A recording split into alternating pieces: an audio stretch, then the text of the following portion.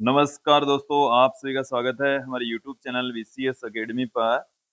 और आज की इस वीडियो में हम कक्षा 11 भौतिक विज्ञान अर्धवार्षिक परीक्षा 2024-25 के प्रश्न पत्र का सॉल्यूशन लेकर आए हैं। ये जो प्रश्न पत्र है वो 19/12/2024 को राजस्थान बोर्ड के विद्यार्थियों ने दिया है।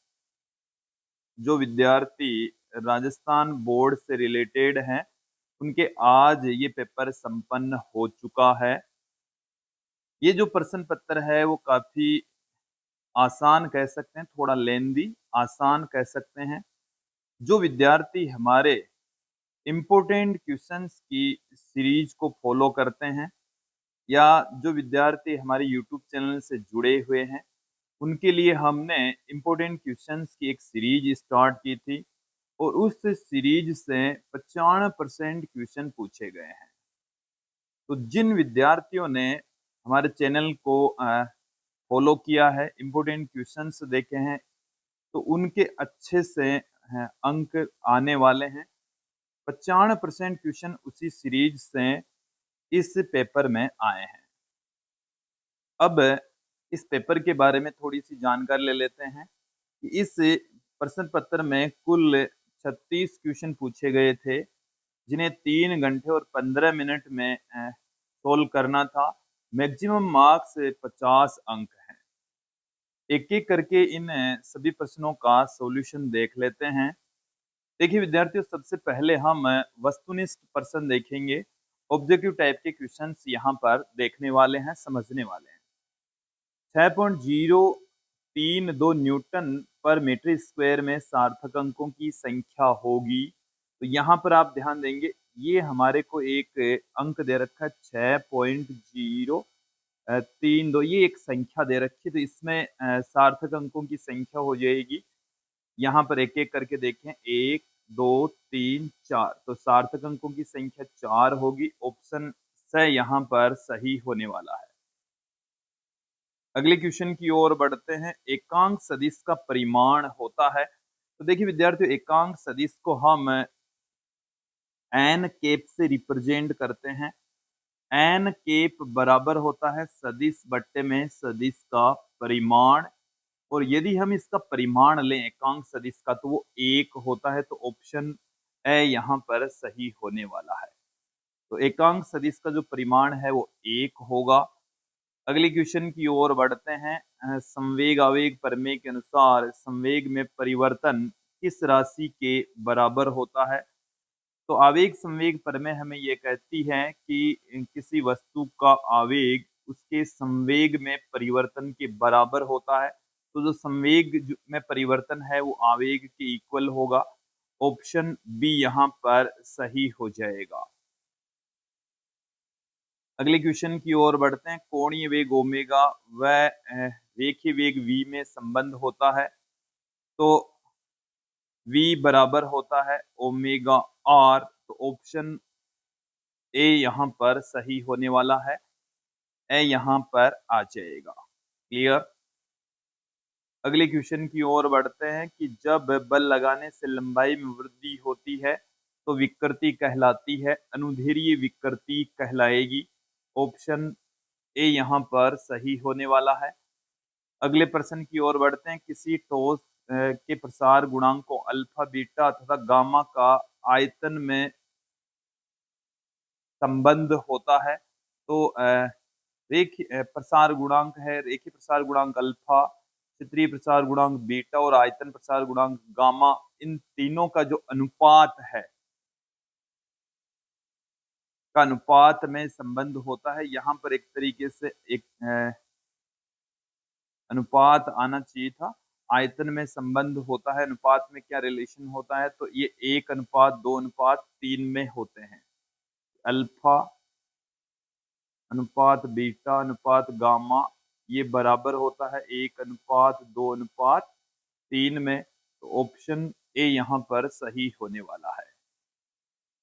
अगले क्वेश्चन की ओर बढ़ते हैं। पृष्ठ तनाव का मात्रक होता है। तो पृष्ठ तनाव होता है द्रव के पृष्ठ के ऊपर खींची गई काल्पनिक रेखा की प्रत्येकांक लंबाई पर लगने वाला बल। तो यहाँ से F का मात्रक न्यूटन, L का मात्रक मीटर, तो न्यूटन प्रति मीटर इसका मात्रक हो जाएगा। ऑप्शन बी यहाँ पर सही होने वाला है।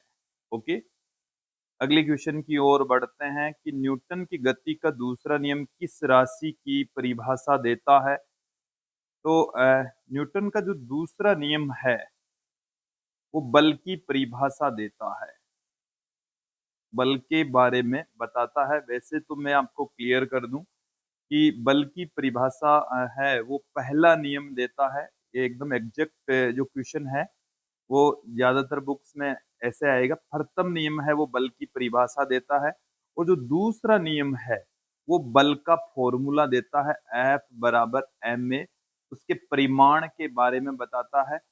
तो वैसे तो ये एग्जैक्ट क्वेश्चन नहीं है, इसमें थोड़ी बहुत त्रुटि है, लेकिन इसमें ऑप्शन सी ही सही होने वाला है, स सही होगा। क्लियर, अगले क्वेश्चन की ओर बढ़ते हैं। बल तथा वेग का अदिश गुणनफल F vector dot V vector शक्ति के बराबर होता है। देखिए यहां पर क्लियर कर ले, शक्ति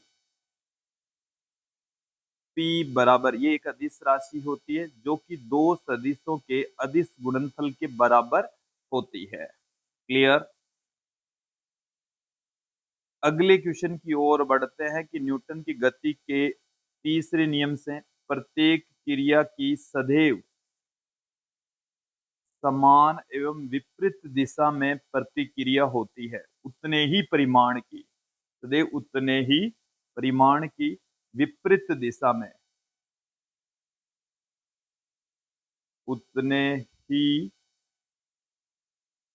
परिमाण की। क्रिया और प्रतिक्रिया दोनों का परिमाण समान होता है, डायरेक्शन एक दूसरे के विपरीत होती है, ये अलग अलग वस्तुओं के ऊपर काम करते हैं। फिर देखें कि एक समान त्वरित गति में वेग समय आरेख का ढाल किसको बताता है।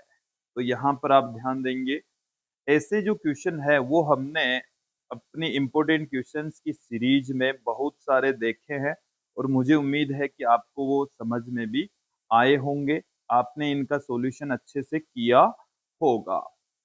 अब हमारे पास में इधर हमने देखिए एक तरफ लिया है वेग, दूसरी तरफ लिया है हमने समय, और इसका जो ढाल होगा, इसका जो ढाल होगा वो किसको बताता है। तो m बराबर होता है, यहाँ पर मैं थीटा कह दूं, m बराबर होता है, ढाल बराबर होता है टेन थीटा, ये v, ये t, तो v बट्टे में t है, ये a एक्सेलरेशन को बताता है, त्वरण को रिप्रेजेंट करता है। तो यहाँ पर इनका जो ढाल है वो त्वरण के बराबर होता है, इसको बताएगा, त्वरण को बताएगा, त्वरण के बराबर होता है।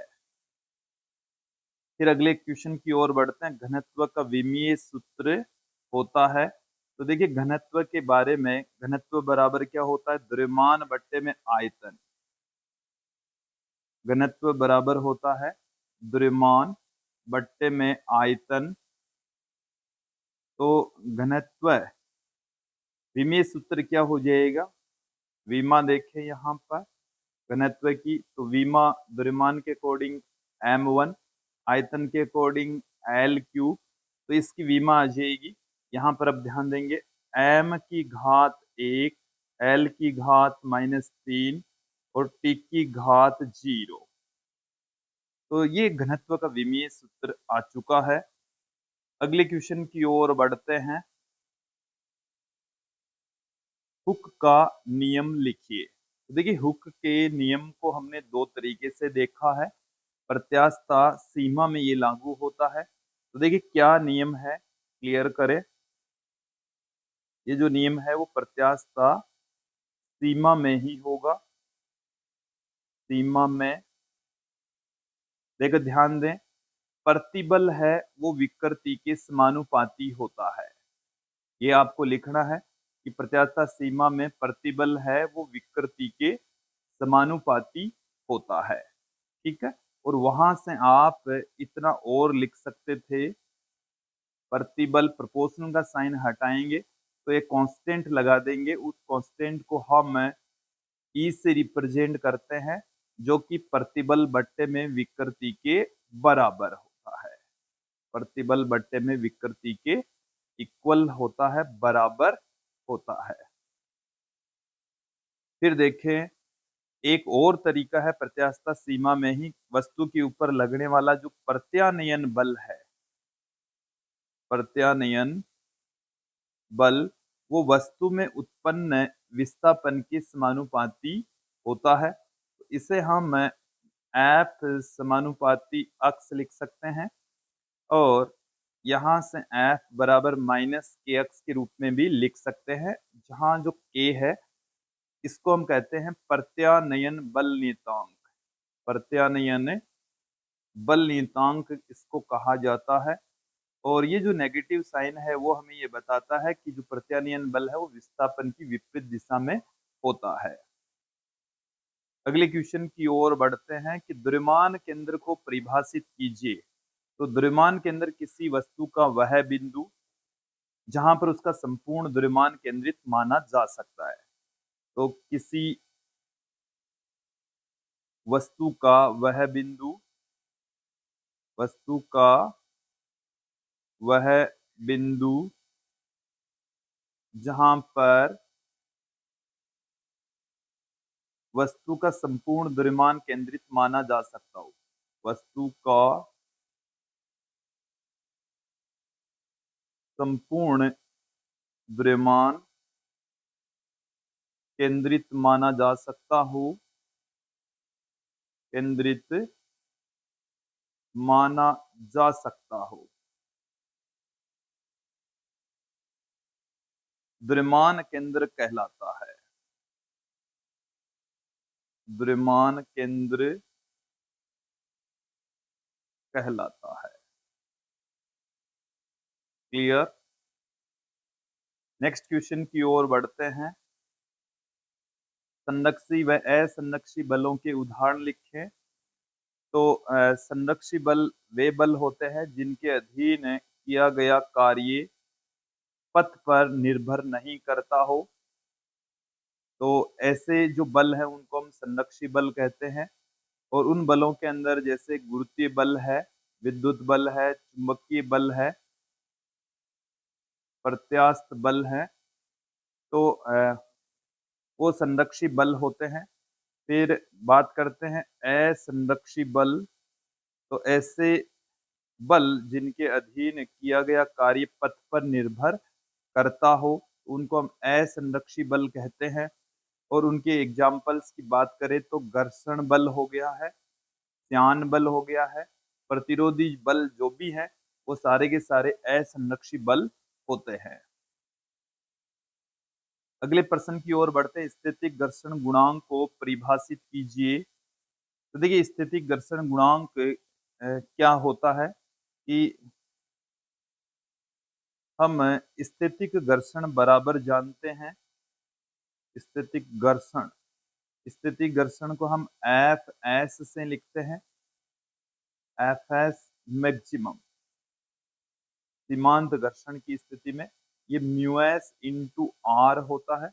ये जो म्यू एस है यही है स्थितिक घर्षण गुणांक। स्थितिक घर्षण गुणांक है। स्थितिक घर्षण गुणांक म्यू एस बराबर आ जाएगा एफ एस मैक्सिमम बट्टे में आर। तो इसको हम कैसे परिभाषित करेंगे? सीमांत घर्षण बल, सीमांत घर्षण बल जिसे हम एफ एस मैक्सिमम से पुट कर रहे हैं, वह आर होता है यहाँ पर प्रतिक्रिया बल। आर क्या होता है? प्रतिक्रिया बल के अनुपात को, के अनुपात को स्थितिक घर्षण गुणांक कहते हैं। स्थितिक घर्षण गुणांक कहते हैं, स्थितिक घर्षण गुणांक कहा जाता है। क्लियर। अगले प्रश्न की ओर बढ़ते हैं कि एक समान वर्तीय गति करते हुए पिंड के लिए अभिकेंद्रीय बल का सूत्र लिखिए। तो देखिए, अभिकेंद्रीय बल जिसे हम एफ सी से रिप्रेजेंट करते हैं, ये होता है एम वी स्क्वेयर बट्टे में आर। इसे हम M omega square into R से भी लिख सकते हैं। अगले क्वेश्चन की ओर बढ़ते हैं। एक समान गति के लिए विस्थापन समय आरेख खींचिए। तो देखिए, हम यहाँ पर आरेख खींच रहे हैं। एक तरफ हम लेंगे विस्थापन, दूसरी तरफ हम लेंगे समय। तो एक समान गति के लिए, यहाँ पर हम वक्र देखेंगे। तो देखिए, हम एक तरफ ले लेते हैं विस्थापन, जिसे हम अक्ष से पुट कर रहे हैं, और दूसरी तरफ हम ले लेते हैं समय, जिसे टी से रिप्रेजेंट कर रहे हैं। अब देखिए, हमें यहाँ पर एक समान गति, तो वेग यहाँ पर हो जाएगा नियत। नियत वेग से वस्तु गति करेगी, कांस्टेंट वेग से वस्तु गति करेगी। तो अक्ष और टी के बीच में खींचा गया ग्राफ का जो ढाल होता है, वो वेग को ही बताता है, और वो होना चाहिए नियत। तो ढाल समय के रेस्पेक्ट चेंज नहीं हो, तो ऐसा जो ग्राफ है वो एक सीधी रेखा के रूप में हमें प्राप्त होगा। ऐसा ग्राफ हमें मिलने वाला। हो सकता है ये मूल बिंदु से स्टार्ट ना हो, बट जो रेखा का ढाल है वो इसी प्रकार से ही होने वाला है। क्लियर। अगले क्वेश्चन की ओर बढ़ते हैं। किन्हीं तीन मूल राशियों के नाम और मात्रक लिखिए। तो विद्यार्थियों, हमारे पास में मूल भौतिक राशियां की बात करें तो हमारे पास में है लंबाई, है, द्रव्यमान है। तीन का नाम पूछा है तो समय लिख सकते हैं आप। चौथी आप ताप लिख सकते हैं। पांचवी आप विद्युत धारा लिख सकते हैं। छठवीं आप पदार्थ की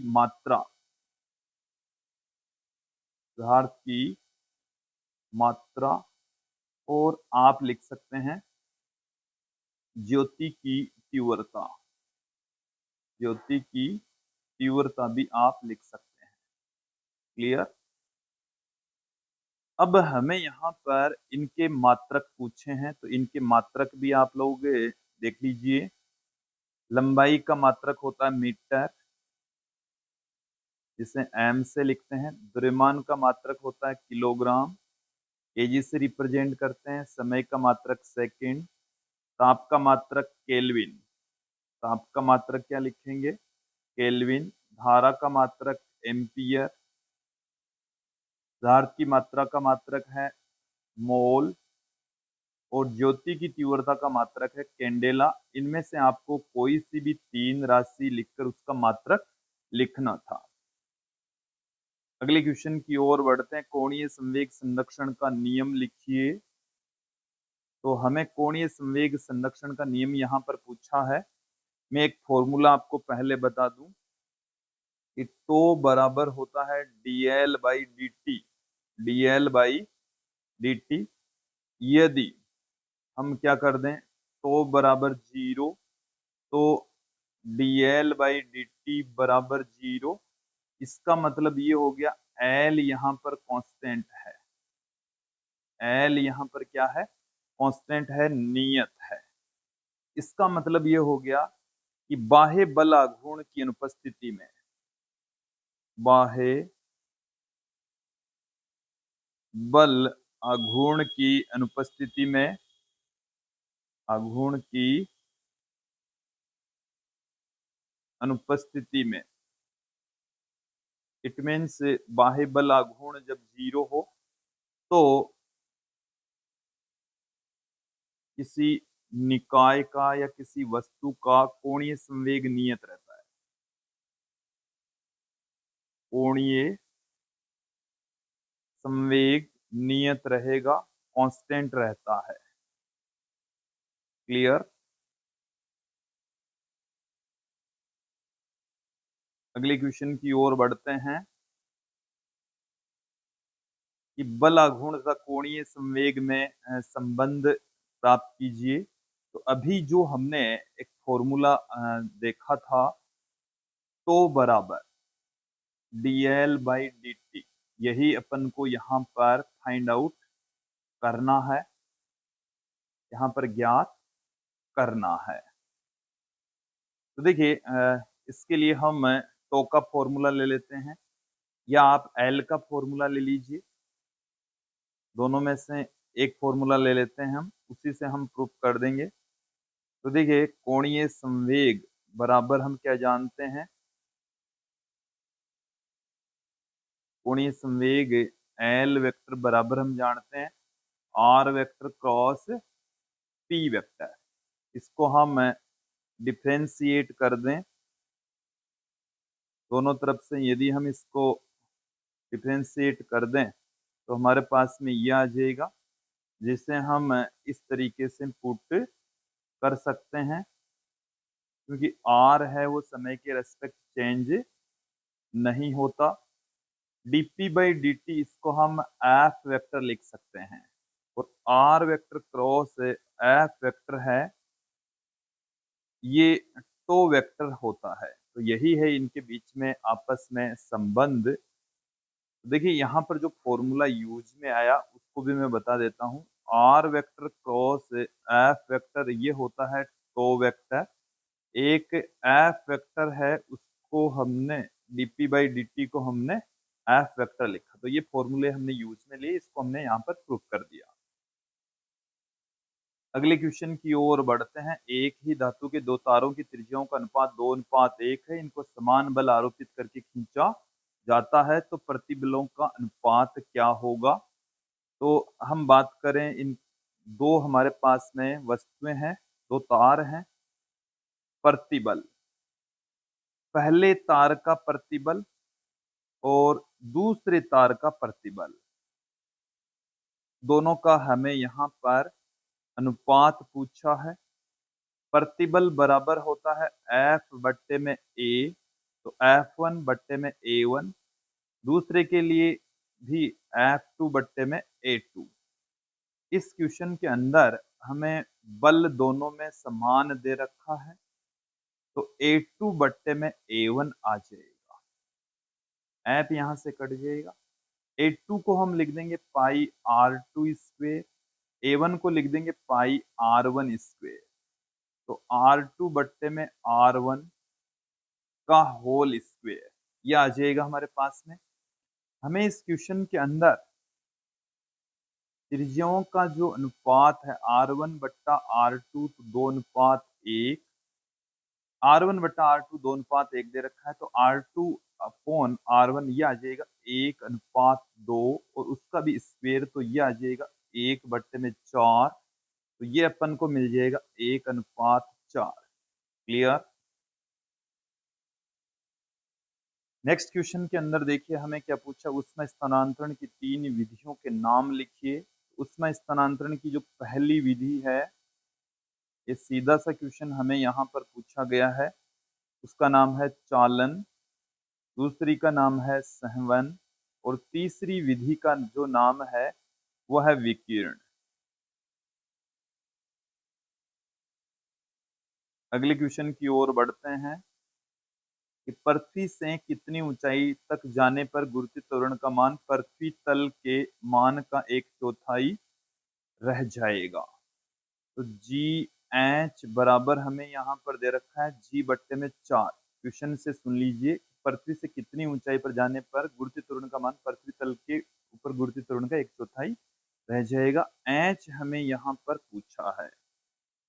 जी एच बराबर होता है G/1 प्लस H/R का होल स्क्वेयर, G/4 बराबर G/1 प्लस H/R का स्क्वेयर। यहां से अपने पास में आ जाएगा 4 बराबर 1 प्लस H/R का होल स्क्वेयर। दोनों तरफ से अनडूड कर दें 1 प्लस एच बाई आर, ये हमारे पास में आ जाएगा। तो यहां से एच बाई आर बराबर आ गया 2 माइनस 1 मतलब 1। तो एच बराबर आ गया हमारे पास में आर। इट मीन्स हाइट है वो पृथ्वी की त्रिज्या के बराबर होगी। तो गुरुत्व त्वरण का मान पृथ्वी की सतह पर गुरुत्व त्वरण का चौथा हिस्सा रह जाएगा। अगले क्वेश्चन की ओर बढ़ते हैं।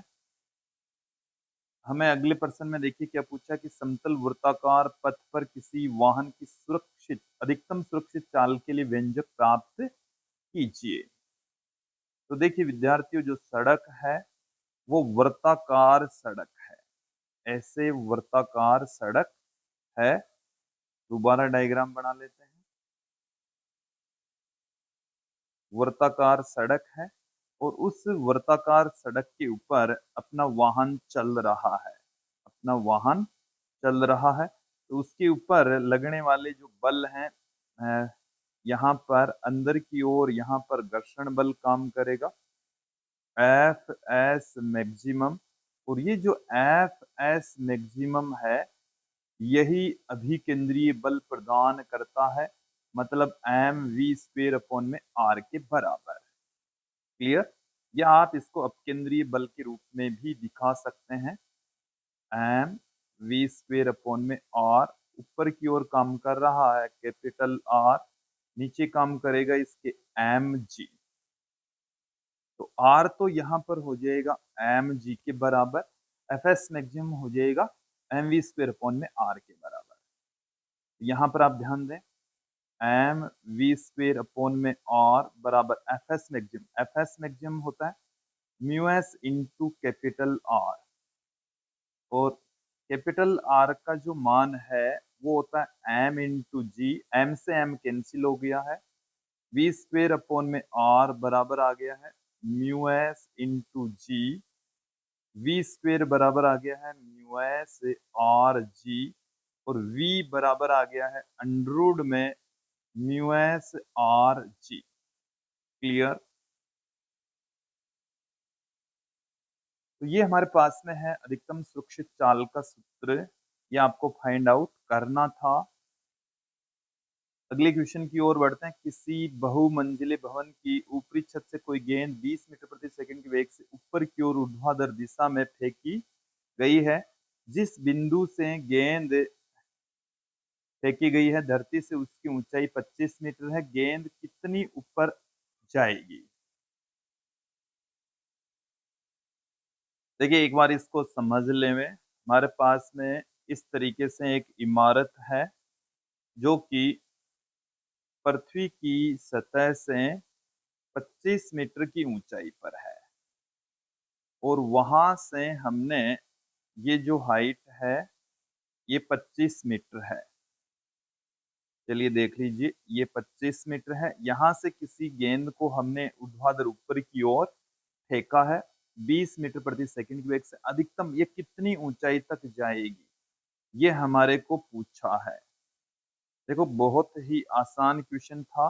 यहाँ से हमने इसको u वेग से फेंका, u का मान है 20 मीटर प्रति सेकेंड, और अधिकतम ऊंचाई के ऊपर उसकी वेलोसिटी हो जाएगी 0। और हमें यहाँ से देखिए विद्यार्थियों, और कुछ नहीं, गति का तीसरे समीकरण का प्रयोग करना है। गति के तृतीय समीकरण से तीसरा समीकरण देखिए हमें क्या कहता है, वी स्क्वेयर बराबर यू स्क्वेयर प्लस 2as, अधिकतम ऊंचाई पर v का मान 0, यू स्क्वेयर, यहाँ पर एक का मान माइनस में g के बराबर, s का मान h के बराबर। यहाँ से यहाँ तक की जो हाइट है वो अपन को यहाँ पर ज्ञात करनी है। तो देखिए 2gh बराबर यू स्क्वेयर, और h बराबर यू स्क्वेयर अपॉन में 2g। u का मान 20 है, तो 20 गुणा 20 बट्टे में 2g।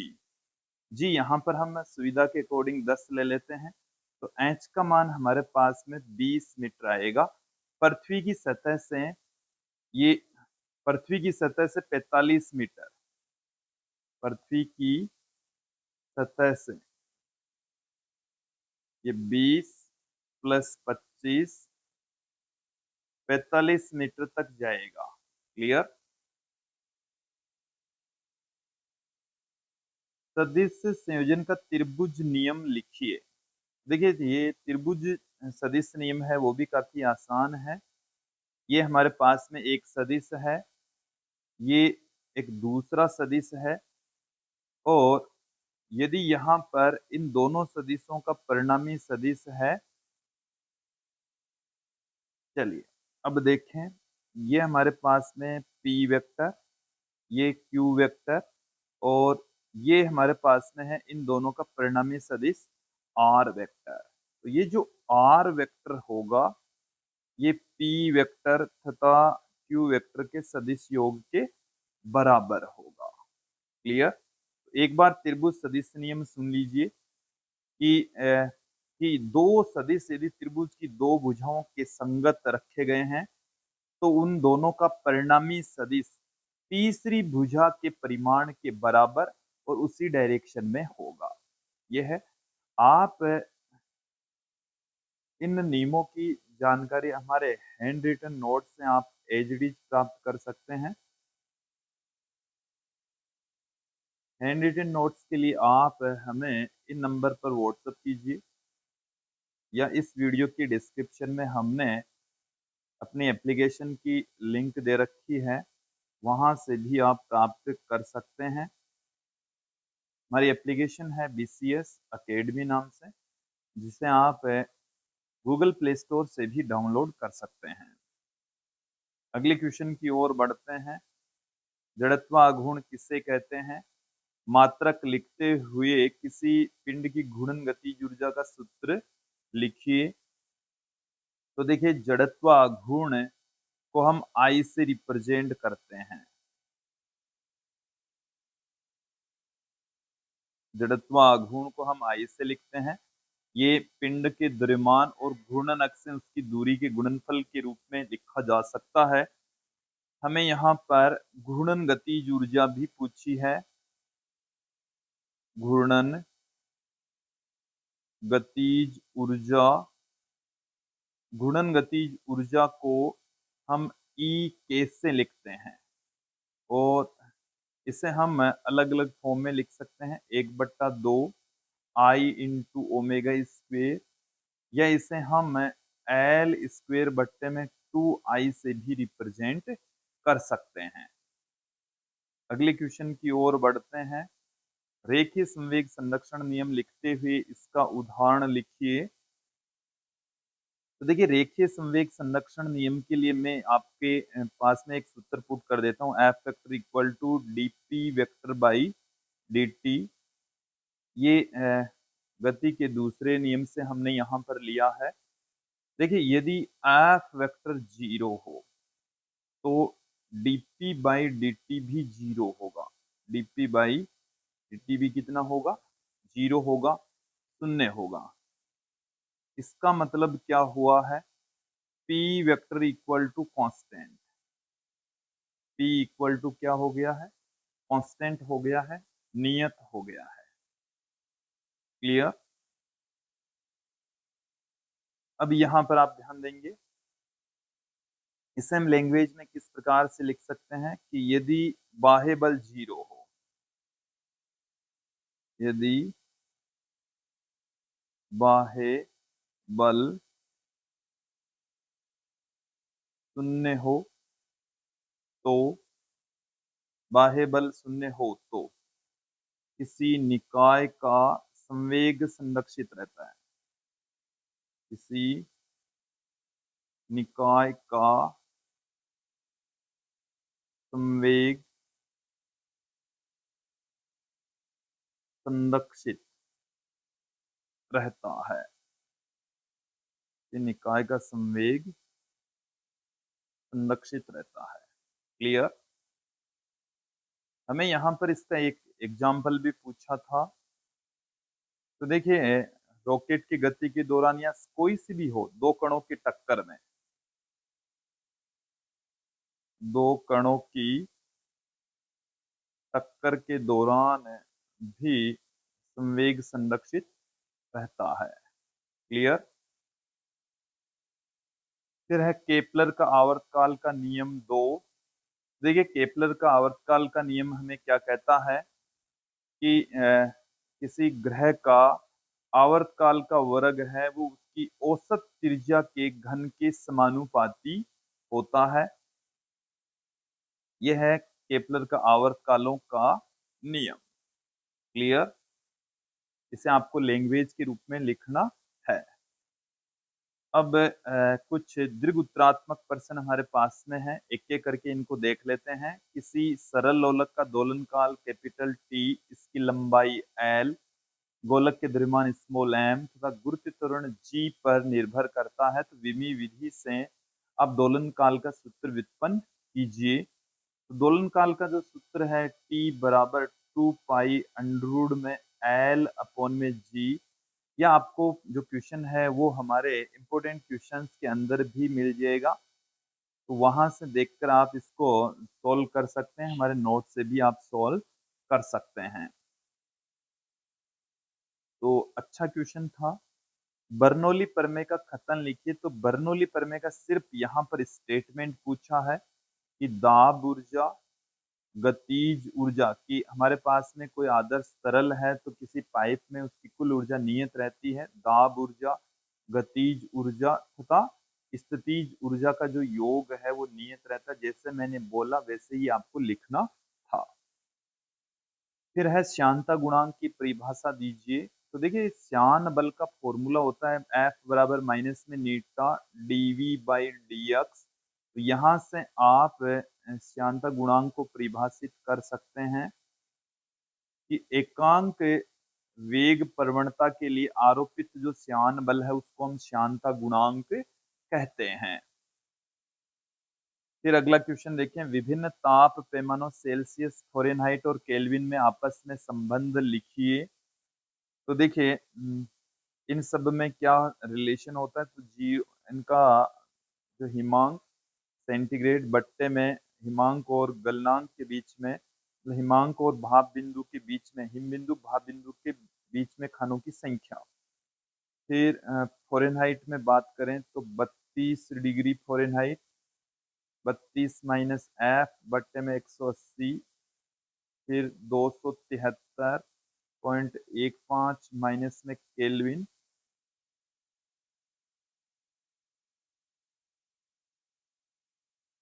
एक बार इस फॉर्मूले को दोबारा मैं पुट कर देता हूँ, इसे देखें।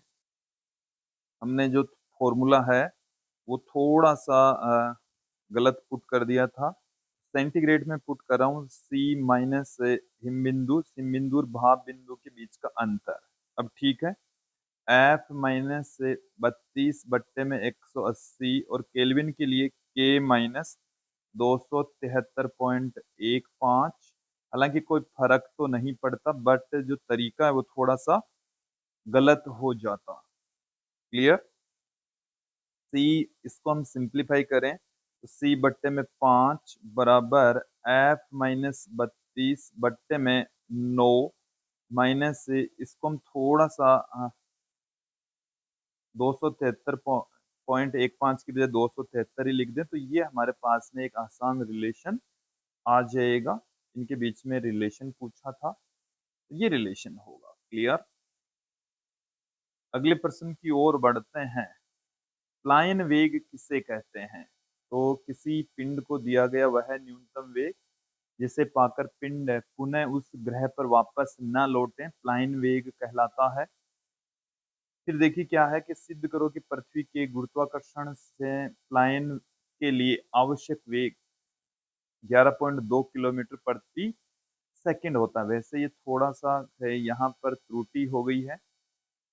पृथ्वी की सतह पर जो प्लायन वेग है वो 11.2 किलोमीटर प्रति सेकंड होता है। क्लियर। तो इसे आप सिद्ध कर सकते हैं। आराम से इसमें प्रूफ इसको किया जा सकता है। आप हमारे नोट्स की हेल्प ले सकते हैं। तो विद्यार्थियों यहाँ पर तो क्या है, थोड़ा सा बड़ा हो जाएगा, डेरिवेशन थोड़ा बढ़ जाएगा, इसलिए मैंने उसका सॉल्यूशन यहाँ पर नहीं दिया है। आप हमारे नोट्स की हेल्प ले सकते हैं। वैसे मैं आपको बता दूं किसी पिंड को जब हम पृथ्वी की सतह से फेंकेंगे तो अनंत तक जाएगा और अनंत पर उसकी जो ऊर्जा है, जैसे हम यहाँ से निकालेंगे, उसको दी गई जो गतिज ऊर्जा है और पृथ्वी की सतह पर जो स्थितिज ऊर्जा है, क्योंकि ऊर्जा तो संरक्षित रहेगी, उन दोनों का जो योग है वो अनंत पर ऊर्जा के बराबर होगा। और यहाँ से हम वीई का फॉर्मूला है वो अंडरूट में 2GR निकालेंगे। इसमें G और R की वैल्यू रखते ही ये वाला मान आ जाएगा। क्लियर? इसके अथवा में भी हमें एक क्वेश्चन दे रखा था कि न्यूटन का गुरुत्वाकर्षण का नियम लिखिए, सार्वत्रिक गुरुत्वीय नियतांक कैपिटल G को भी परिभाषित कीजिए। तो यहाँ पर हमारे को ये फॉर्मूला फाइंड आउट परिभाषित करना था कि न्यूटन का गुरुत्वाकर्षण नियम यह है कि दो बिंदुवत द्रव्यमानों के बीच में लगने वाला गुरुत्वाकर्षण बल दोनों द्रव्यमानों के गुणनफल के समानुपाती तथा उनके मध्य की दूरी के वर्ग के व्युत्क्रमानुपाती होता है, और यहीं से हम कैपिटल जी को भी परिभाषित कर सकते हैं। क्लियर? फिर देखिए इसके सेकंड पार्ट में गुरुत्वीय स्थितिज ऊर्जा को परिभाषित करवाया है। तो यदि हम इसकी डेफिनेशन सुन लीजिए कि किसी पिंड को यदि हम अनंत से गुरुत्वीय क्षेत्र के किसी बिंदु तक लेकर आए तो लाने में जो भी काम करना पड़ता है वह काम ही गुरुत्वीय स्थितिज ऊर्जा के रूप में संचित हो जाता है, जिसे हम गुरुत्वीय स्थितिज ऊर्जा कहते हैं। तो अगला जो क्वेश्चन है, प्रक्षेप्य गति किसे कहते हैं? तो किसी पिंड को क्षैतिज से किसी एंगल पर फेंकें तो उसकी गति को हम प्रक्षेप्य गति और उस पिंड को प्रक्षेप्य कहा जाता है। और किसी पिंड को क्षैतिज से थीटा कोण पर प्रक्षेपित और उड्डयन काल प्रास इनके फॉर्मूले यहाँ पर पूछे हैं। तो ये भी एक अच्छा क्वेश्चन था, हमने इंपोर्टेंट क्वेश्चंस बताए थे, उन्हीं में से हैं। गणितीय विधि द्वारा एक समान त्वरण से गतिमान पिंड के लिए गति के तीनों समीकरण प्रूफ कीजिए। तो तीनों समीकरण हमारे को यहाँ पर गति की पूछे। विद्यार्थियों इनमें से ये जो क्वेश्चन आप लोग देख रहे हैं एक एक करके, ये जो प्रश्न आप देख रहे हैं, ये हमने इंपोर्टेंट क्वेश्चंस के अंदर अपनी सीरीज में हमने हमारे चैनल के ऊपर इंपोर्टेंट क्वेश्चंस की एक सीरीज स्टार्ट की थी और उस सीरीज में से लगभग सारे क्वेश्चन पूछे गए हैं। तो आप उस सीरीज को फॉलो करते हैं या आप उस सीरीज को एनुअल एग्जाम के हिसाब से भी फॉलो कर सकते हैं, क्योंकि अभी कुछ भी नहीं बिगड़ा है, एनुअल एग्जाम और होने वाली है। तो एनुअल एग्जाम में भी क्वेश्चन वही रहेंगे, इंपोर्टेंट क्वेश्चन चेंज नहीं होने वाले हैं, उनको भी आप आगे भी तैयार कर ले में।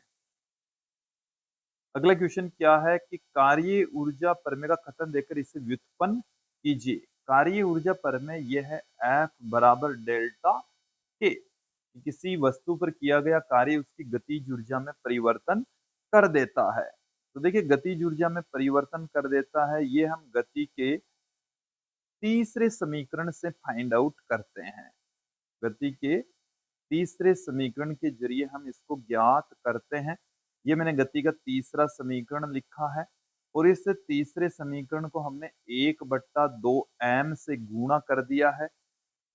तो हमारे पास में 1/2m v स्क्वेयर, और इससे को हम बराबर की दूसरी तरफ ले जाएं तो 1/2m u स्क्वेयर आ जाता है, 2 से 2 कट जाएगा, m into A into S. M A को हम लिख देंगे एफ, एस यहाँ पर विस्थापन है, ये हमारे पास में अंतिम गतिज ऊर्जा, ये हमारे पास में प्रारंभिक गतिज ऊर्जा, और यह है कार्य। तो W बराबर आ गया है डेल्टा के, यह कार्य ऊर्जा परम है। अगले क्वेश्चन को देखिए कि प्रत्यास्थ और अप्रत्यास्थ टक्कर को परिभाषित कीजिए। सम्मुख प्रत्यास्थ टक्कर के लिए टक्कर के पश्चात टकराने वाले कणों के वेगों का व्यंजक प्राप्त कीजिए। इन्हें आप हमारे नोट्स की सहायता से अच्छे से देख सकते हैं, समझ सकते हैं। तो विद्यार्थियों ये था राजस्थान बोर्ड में आज संपन्न हुआ हमारा हाफ ईयरली का पेपर, और मुझे उम्मीद है कि आपने जो मैंने सोल्यूशन बताए उसी के अकॉर्डिंग पेपर को सोल्व किया होगा। पेपर इजी था लेकिन समय नहीं मिला, क्योंकि इसमें छुट्टी का होना जरूरी था, क्योंकि फिजिक्स एक ऐसा सब्जेक्ट है उसको थोड़ा सा रिवाइज करना पड़ता है। तो मुझे उम्मीद है कि आप लोगों का पेपर अच्छे से गया होगा। आज की इस वीडियो में इतना ही। अच्छे अंक के लिए आप हमारे चैनल को फॉलो करें, चैनल को सब्सक्राइब कर लीजिए, बेल आइकन भी दबा लीजिए ताकि आपको आगे की वीडियोस की नोटिफिकेशन मिलती रहे। आज के लिए इतना ही। धन्यवाद दोस्तों।